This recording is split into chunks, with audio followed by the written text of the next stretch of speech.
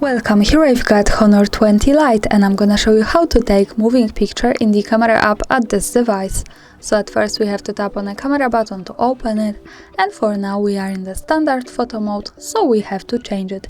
Let's do it by using this settings bar and just simply going to the right to more. Here we have access to other modes of this camera and we have the moving picture mode. So let's pick it. And here we have also short information how it works from the device. Let's stay on this. Now, when we take a picture, we should get two in one, the photo and the short clip. Let me try to do it by taking a photo. To see it, let's move to the left to this button. When we pick it, we get quick access to the gallery and we can see our photo.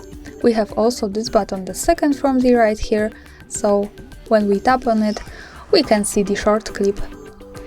And this is how it works here. Thanks for watching, subscribe our channel and leave the thumbs up.